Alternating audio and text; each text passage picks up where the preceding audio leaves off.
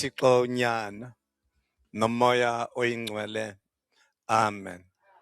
Nkosi Jesu Kristo, namhla simi apha sihlangene ngezwi lakho lokuhlanza igazi elaphalala kule ndawo yoba omkhulu, yokuhlamba elilizwe kuzo zonke iziqalekiso ezathi ngenxa yelo gazi zehlela ngaphezu kwethu. Usithumile eSharpeville, sabuya Nkosi yamakhosi, onke koko sithume kona kwaba kuhle. Namhlanje simi apha kweli lizwe likaXhosa, apho isihloko kaHintsa yakhutshwa yasuswa khona. Sithi Thixo kaIsrael, ngenxa yelo lizwi othe wena sikubophe emhlabeni kubotshiwe nasezulwini, sema salinda le nkonzo asayiqhuba, sakulibala oko ukuba esikubophe emhlabeni kubotshiwe nasezulwini. Siyakubulela Thixo kaIsrael ngokusikhumbuza ukuba lo mandla Thixo kaIsrael semile alinde thina namhlanje.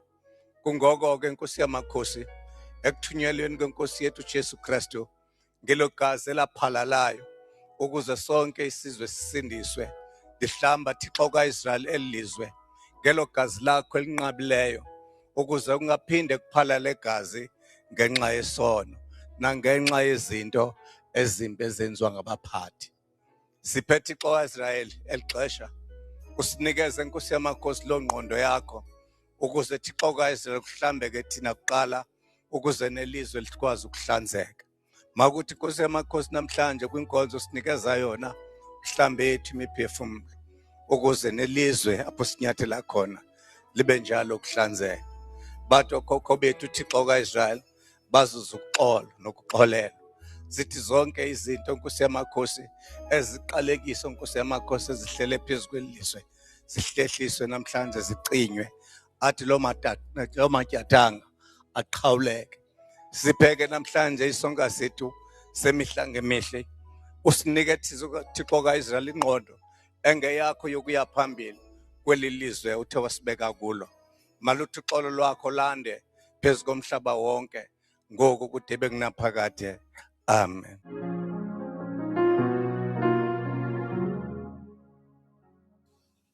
Inkosi iyabusisa konke ukufunda kwezwi layo manje ukuze kube phakade. Amen.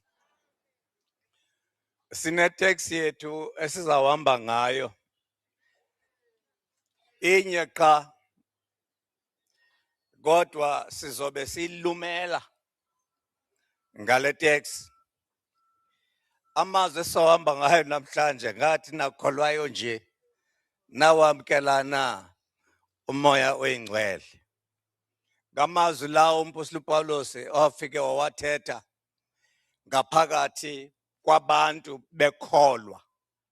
Wabajonga wabona into yoba make sibuze uba nakholwayo nje nawamkelana umoya oyingcwele. Kodwa yona teksi yethu esawuhlala kuyo ile yethu uthando sesona sipho sikhulu. Apho athi ndikafanelana ndithetha ngelwimi zabantu nazezithunywa zezulu. Uthando ke ndingenalo, ndisuke ndaba inxina ehlokomayo necance elikhenkcezayo. Inkosi yobusiswa konke kufundwa kwezwi layo ngoku kuze kube phakade. Amen. Make siyithathe kancinci le ndawo. Umpostoli uPawulos apha xa ebhala le ndawo uyibhala kuba le nto kuthiwa ngumoya oyingcwele iyabonakala ebantwini. Ngoku xa efika ebandleni njengani apha, nikhona nisenkonzweni, kodwa iziqhamo zikamoya oyingcwele azibonakali. Ingxaki kamoya oyingcwele, ubona umoya uba ukhona ngokuphepheza, ubona umoya uba ukhona ngokuba imithi ishukume, kuba ubonakali ngeliso lenyama. Ubona ke umoya oyingcwele ukuthi ukhona ngaphakathi kwabantu ngenxa yemisebenzi yawo. And imisebenzi yakamoya oyingcwele ayifihlakalanga.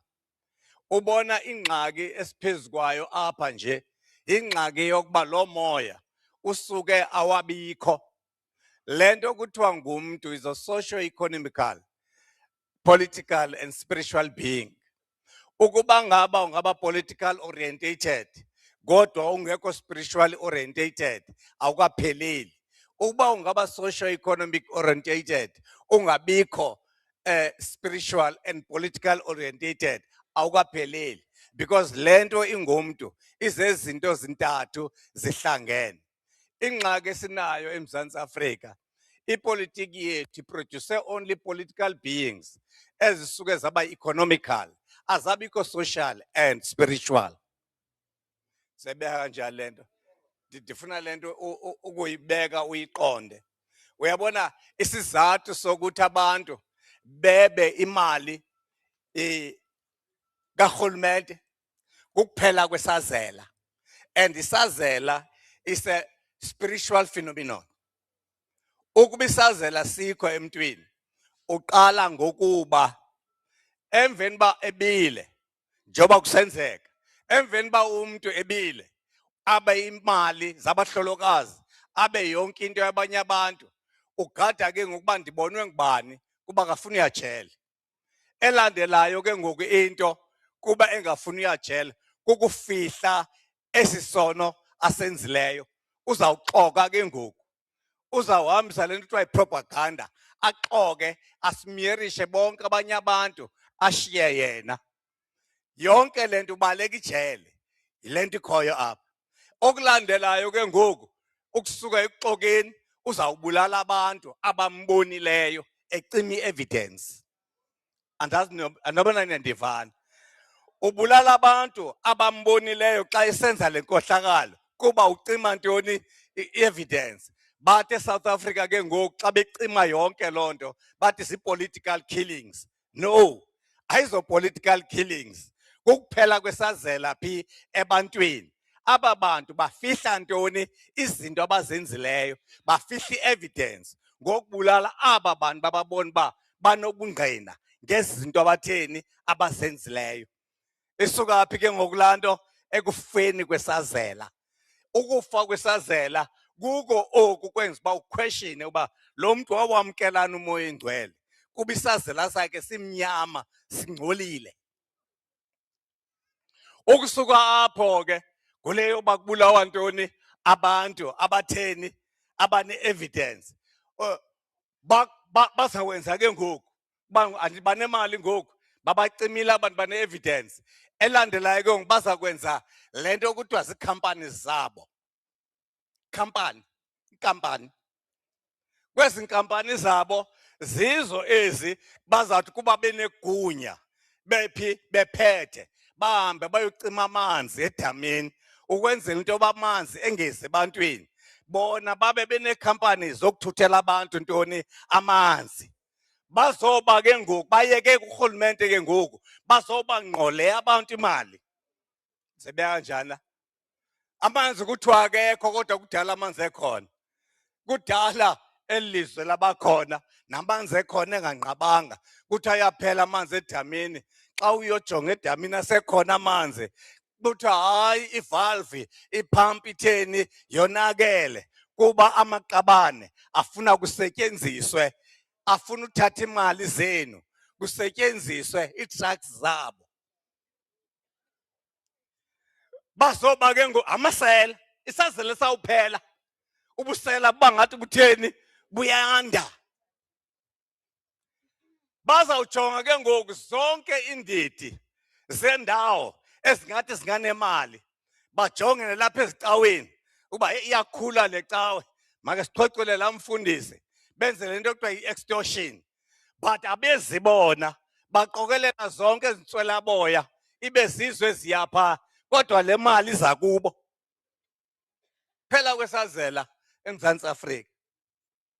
Kuzawusukelwana ke nezi ntswelaboya xa zibanjwa zibulawe, kodwa oyana mnikazi wantoni wale nto nanku echophe etronini. SeSouth Africa ke apha. Kuzawanjwa kublenywane nantoni nabantu abathengisa ntoni iziyobisi. Kodwa yena mnikazi weziyobisi nanku echophe phi etronini. Bathi aba baphelelwe zizazela abaphila ngemali kuba eyona nto i-problem eSouth Africa ebonisa gqathu into yobisazela siphelile luthando lwemali. Bantu baseMzantsi Afrika bayithanda imali kangoba bade bathengise ngeevoti zabo. Uba uyahamba uyokhampeyina uyofuna yena uba akuvotele ukuzilungise le meko uthi uphetheni. Kucorrupt hayi kuphela urhulumente eMzantsi Afrika, kucorrupt nabantu aba batheni bacorruptwayo. Xa ufika emntwini ezokhampeyina uthi kaloku khawundinike nam ndizokwazi ukuyokuvotela. I-corruption leyo. Ucorrupta abantu ebemele uba batheni balungisa imeko. Ubacorrupta ngokubafuna ntoni izinto. I-politicians ke zicorrupt ke mna ke ndisibona ngaloo nto xa zifika apha. Zawufika apha zifuna into yoba silimeleni senzele. Into yokulima yinto endiyinika freely. Andiyonto endiyilindele into yokuba kuzawufika abantu bandidimande into mandibenzele le nale i-corruption leyo. Ithetha ukuthi kwalo mntu corrupt lo mntu. Why ungalindi uthi ujolelwe xa kucaba kuyajolwa phi apha? Corruption. Akucorruptanga kuphela ntoni urhulumente, kude kwacorrupt nabahlali. Corruption ekhoyo. Behleli nje onkabi banikeza imali yokuba bafihla amanyala antoni e-politicians. And ufike ke ngoku besilwa. Nansi corruption seyingene yazongena nasepostini. Ufike kukho abapostile bagcwele imali nabafonelana nopresident imihla ngemihla. Kodwa bangasixeleli uba bathetha ntoni na nabo.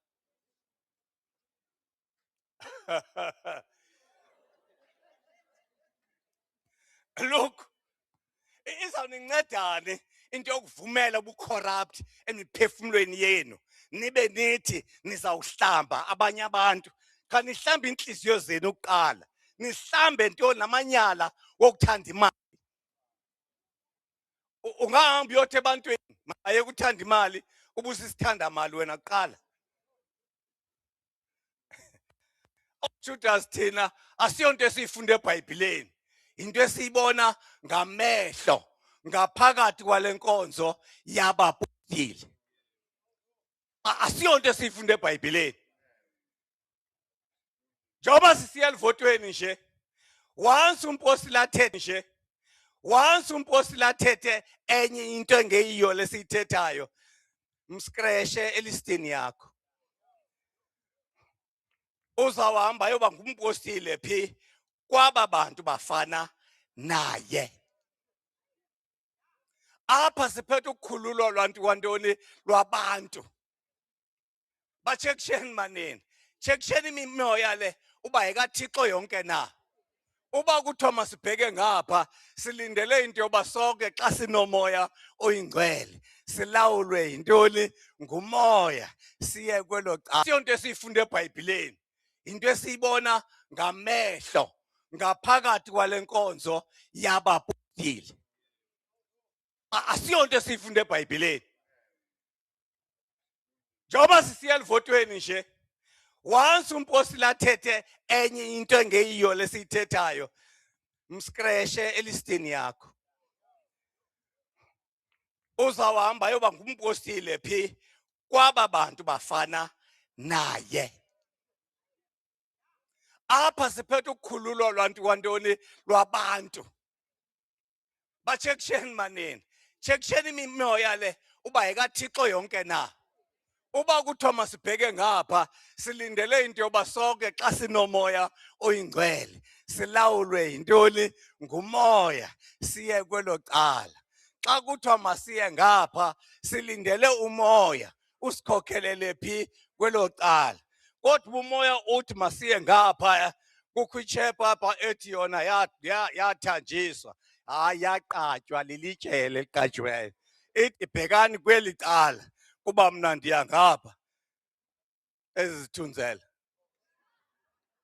uyazibona ezithunzela esihamba siza ngomva phi ekhaya, ibheke ngapha kodwa bayijongile bacinga bayisekhaya, kanti apho iyakhona izawusuka ime induluke ibheke ngapha kube kanye. Nakholwayo nje nawamkela umoya oyingcwele na.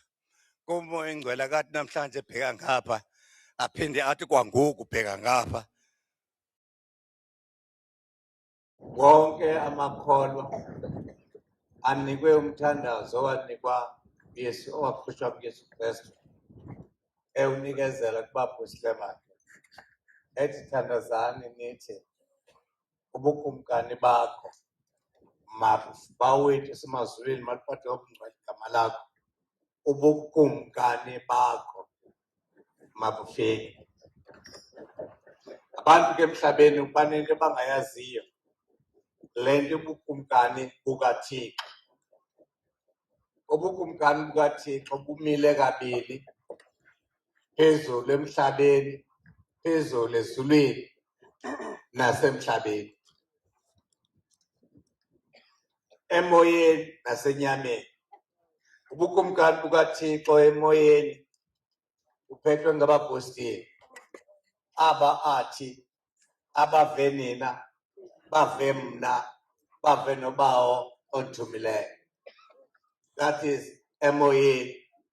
Kodwa kumhlaba uThixo asibeke kuwo, ubukumkani bakhe uphethwe zikumkani nenkosi. Nina ke nithi kuhlangene ezimbini izinto, yinyani leyo. Ubukumkani bukamoya nobukumkani basemhlabeni, ubukumkani bamazulu. Phakathi kobukumkani bamazulu kukhona ijaji. Njengoba nawe uva iBhayibhile pha inencwadi yejaji, inencwadi yezikumkani, inencwadi yezenzo zabapostile. Ayinjalo le nto? Nabaprofeti. Ezi zinto zifomisha le nto kuthiwa bubukumkani bukabani? BukaThixo. Zawuhlangana buyafika ubukumkani bukaThixo. Ingxaki yethu abantu baske bafune bacinge into yoba le nto kuthiwa bubukumkani bukaThixo into yasemhlabeni qha.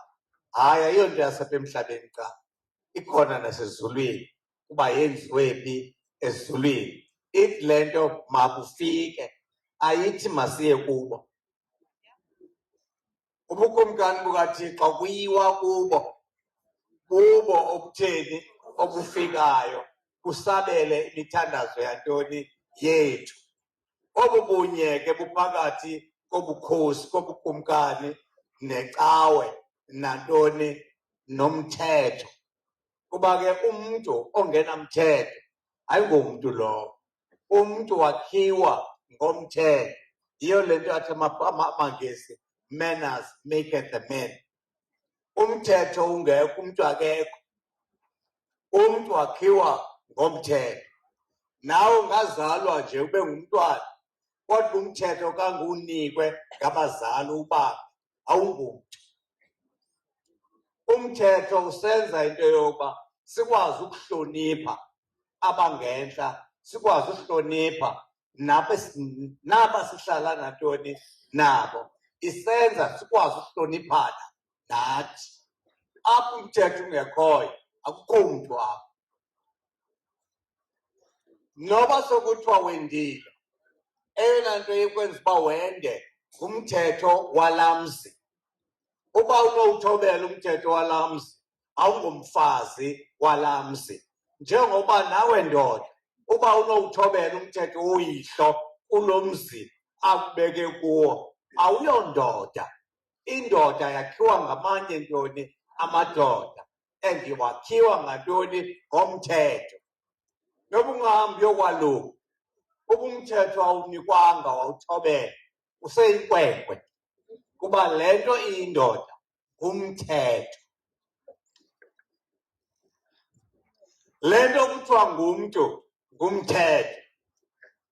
Yiyo ke lento urhulumente osiphetheyo asuke waphuma emthethweni.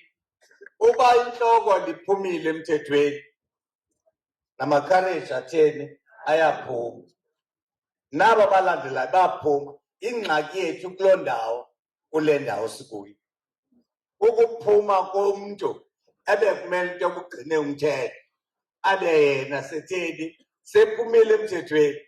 Awukwazi ukuthi abantu mabahambe bahambise imali phi ebhankini kungabikho mali igcinwayo phaa. Awukwazi ubeka ukuthi hayi ke imali ohleli nayo endlini mayibe ngaphantsi kwe-25,000 wena uhambe uyothatha i-millions uzifake phi. Loo nto ithetha ukuthi awugcinanga ntoni umthetho. Ke aba bangezantsi kwakho bazawugcina njani? Ngubani okhalayo umthetho wabungagcinwa? Thixo. Iyo le nto athi beka uyihlo nabani nonyoko. Le nto ingubeka kugcina umthetho kayihlo nonyoko. Uba awukwazi ukugcina umthetho kayihlo nonyoko usengxakini. Bazawubuza abantu ungumntaka bani. Uzawuphinda ukwazi ukuthi ubize igama likayihlo nonyoko. Usenza izinto ezinjani ezigwenxa. UThixo uthe ngaphakathi kwethu kulo nyaka make sizigoqegoqe, ke sizijonge, senze le nto kuthiwa yi-introspection, ukwenzela into yoba sizobuya kwezi zinto sizenze kanjani kakubi. Asinokwazi ukuthi sifune uyophatha oomasipala, sifune uyophatha abantu, sithi sifune uyophatha imisebenzi yantoni yabantu sibe sigwenxa. Sizawukwenza le nto inye eyenziwe ngabo. Yiyo le nto co-provided ukuba niyabuya phi ebugwenxeni benu. Ubugwenxa ke buqala kule nto ongalibambi ilizwi lomzali, longawugcini umthetho kabani kaThixo. Into yoba kuthiwa bheka ngapha ubusithi wena hayi nangapha kuyayiwa. Hayi bo, heyi votelani le into, hayi nale singayivotela. Hayi bo, enye into esitheni esiphetheyo apha yile sixelelweyo. Le sixelelweyo yile ye-ATM into. Sivotela ke yona qha ke. Ijonge le nto into yoba sivumelane nomnye umbutho uba sizawuvota kunye. UThixo asikayichithe le nto. Kuba le nto ayichithwa ngasithi, ichithwa ngubani? UThixo. Siya kwi-election, uzumbona uba uThixo uhamba phambi kwethu, mamela phaa kumadlaka uba zintoni ezenzekayo apha. Uzawumbona uba ayisithi abachitha ntoni norhulumente. UThixo theni omchithayo, and uyamgqiba. Ngiqala ngeentloko ezi, iyehla le nto ibheka phi? Ezantsi.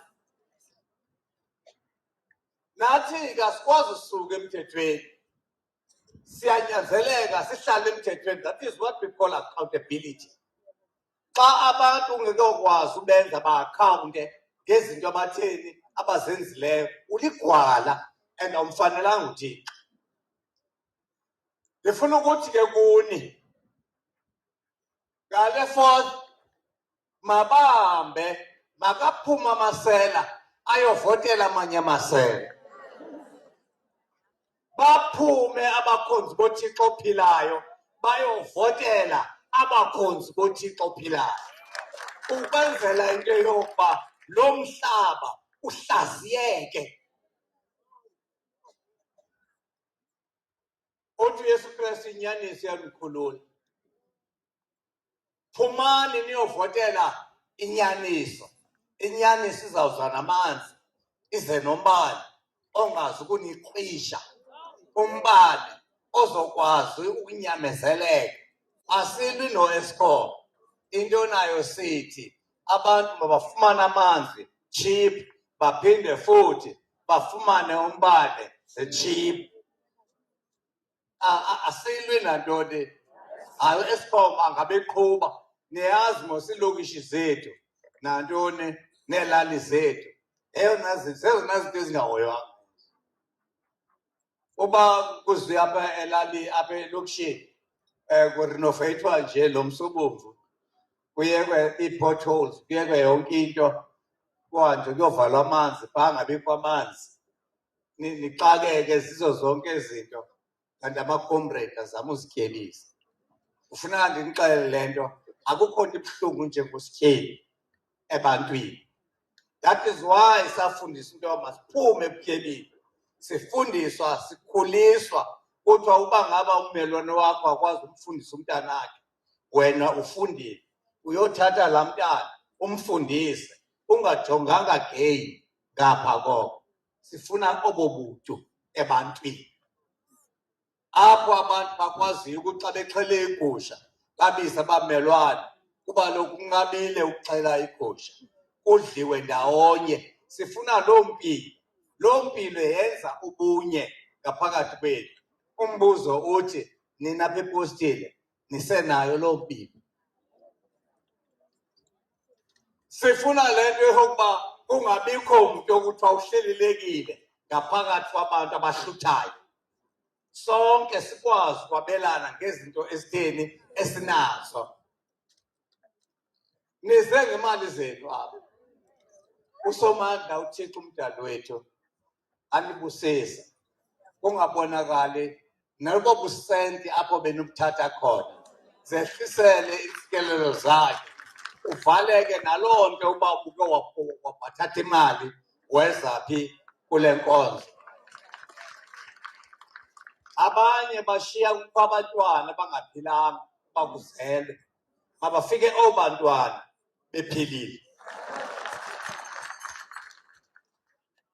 uThixo mhla esidala akazange athathe mayeza siva uba kukho amaqwila wahlanganisayo kwazalwa wena.